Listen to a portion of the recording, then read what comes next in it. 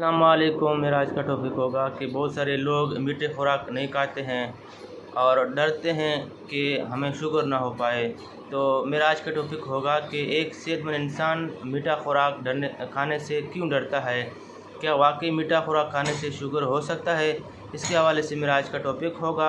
तो बराए मेहरबानी समझने के लिए आप मेरे इस वीडियो को आखिर तक देखें। आज़म मेडिकल यूट्यूब चैनल को सब्सक्राइबर करें, क्योंकि मैं हर रोज़ नई अच्छी इन्फॉर्मेशन मालूमात आपके लिए वीडियोज़ अपलोड करता हूँ। तो आज का टॉपिक होगा मेरा कि मीठे खुराक खाने से बहुत सारे लोग डरते हैं कि हमें शुगर होगा। क्या वाकई मीठे खुराक खाने से शुगर होगा? मेरा आज का ये टॉपिक होगा। तो मेरे भाई, मीठे खुराक खाने से शुगर तो होगा, लेकिन बिल्कुल ज़्यादा खाने से दिन रात कई बार खुराक के अंदर या कोई मिठाइयाँ या कोई मीठे खुराक या कोई चाय ज़्यादा बिल्कुल हद से ज़्यादा लेंगे, अगर आप एक्सरसाइज नहीं करेंगे, वर्जिश नहीं करेंगे, पानी कम पिएंगे, तो आपको शुगर हो सकता है, वरना आपको मीठे खुराक खाने से शुगर नहीं होता। शुगर दरअसल पेनक्रियाज की डैमेजेस से होता है। पेनक्रियाज की फंक्शन आउट होने की वजह से होता है। पेनक्रियाज अपना काम ना करे तो फिर इंसान को शुगर हो जाता है। चलो अब बात करते हैं कि ये पेनक्रियाज है क्या। पेनक्रियाज मेडिकल स्टूडेंट तो समझ पाएंगे, पढ़े लिखे लोग तो समझ पाएंगे, लेकिन मेरे वीडियो बहुत दूर दूर दराज तक लोग देखते हैं। उनमें कुछ ऐसे बंदे होते हैं जो कि अनक्वालिफाइड होते हैं, यानी कि अनपढ़ होते हैं, बगैर तालीम याफ्ता भी होते हैं, उनको समझाना भी बड़ा मुश्किल होता है।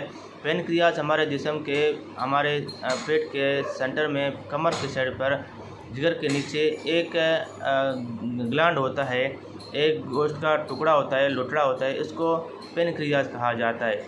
इसको आसान लफ्ज़ों में लबलबा भी कहा जाता है। ये हमारे जिस्म के अंदर फालतू मादाओं को, एसिड्स को खारिज करता है, मारता भी है। खून के सेल्स, खून हमारा वहाँ पे जाके, आप यूँ समझ लें कि खून का घर भी है, और खून का तोड़ फोड़ने के बाद खून का कब्रिस्तान भी वहीं पे हो जाता है। और ये हमारे जिस्म जिगर बाइल्स पैदा करता है, बनाता है, फिर हमारे लबलबे में आता है, और लबलबे से फिर एक दो कतरा खाना खाने के बाद एक दो कतरा हमारे लबलबा हमारे मैदे में फेंकता है नाली के ज़रिए, जो कि हमारा खुराक हज़म होता है और खुराक के अंदर इंसुलिन को प्रोड्यूस भी करता है। यानी कि हमारे जिस्म में इंसुलिन भी फना करता है, ख़त्म करता है। यानी कि हमारे जिस्म में जो भी हम मीठे खुराक खाएं, हमारा पेनक्रियाज इंसुलिन प्रोड्यूस करता है, बनाता है, और फिर वो मीठे खुराकों को जाके ऑब्ज़र्व करता है इंसुलिन, यानी कि इंसुलिन बनाता है, बाइल्स बनाता है, खुराक को डाइजेशन करने में काम आता है, फालतू मादों को एसिड करता है, खून की सिस्टम को बहाल करता है। यानी कि पेनक्रियाज क्यों ख़राब होता है, किस वजह से ख़राब होता है, तो फिर हमें शुगर क्यों होता है। पेनक्रियाज ज़्यादातर आप यूँ समझ लें कि पेनक्रियाज